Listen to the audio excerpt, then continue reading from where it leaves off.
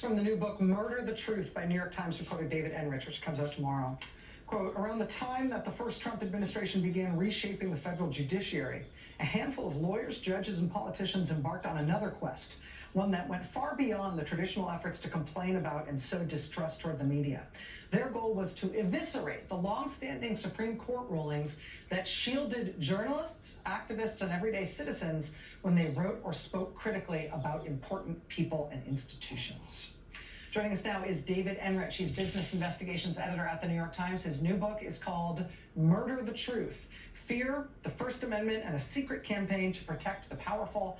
It comes out tomorrow. David, I've really been looking forward to talking to you about this. Thank you so much for being here. Congratulations on the book. Thank you. Thank you so much for having me.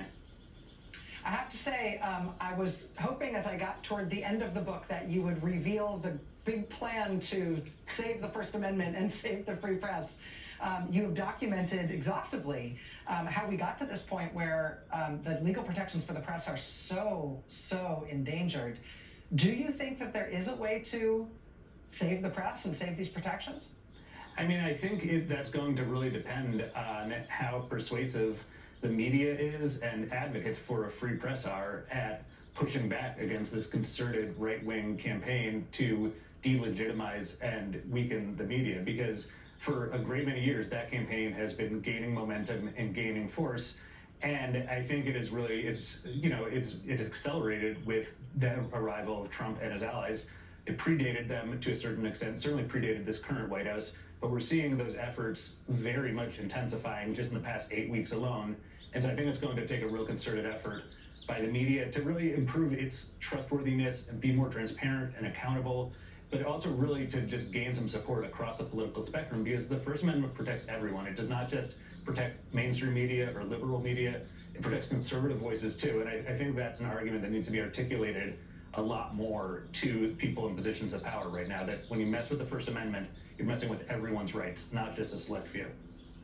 I think that one of the things that you make clear in the book that I felt like was really valuable is the relationship between protections for the press and solid democracy, and having a sense of the population knowing what the government is doing, holding the government accountable, and making the government do fewer bad things. I mean, that connection that you can't, the whole democracy dies in darkness idea, as poorly phrased as that is really clear. This institutional protection is part of why we've had the solidity in our democracy that we have come to enjoy. I have to wonder if the sort of growing libel industry, defamation industry that you describe is part of why our democracy is weaker now. If the notches they've already put in their belt against the press and making the public hate and distrust the press, I think you're suggesting that the feedback loop is there in terms of whether or not the public is benefiting from what the press does for our democracy.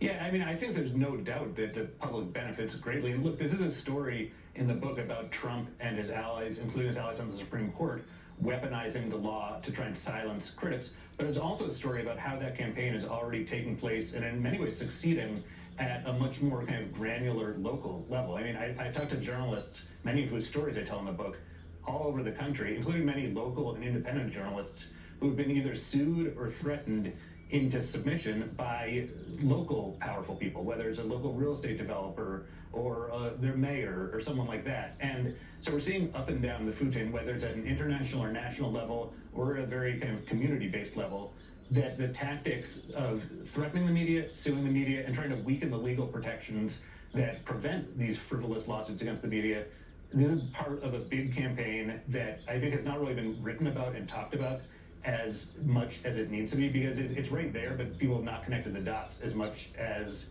I think is necessary. And so I'm hoping this book will kind of help shed some light on this and help people understand the legal background and the tactics that are being used. Yeah, it's a systemic effort, and just as like the power grab in Washington is in large part to sort of obviate the power of Congress. That's an important thing to understand, but everybody hates Congress, and so nobody wants to stick up for them. In the same way, the power grab to disempower and take away all protections for the press to operate is a systemic and important thing, but you have to take the side of the press, which is very unpopular, in order to make the case. You found the right way to do it in telling the story in terms of how this works as an institution, why we need the press and these protections for the country. David, congratulations on the book. Again, I really appreciate it. Thank you so much.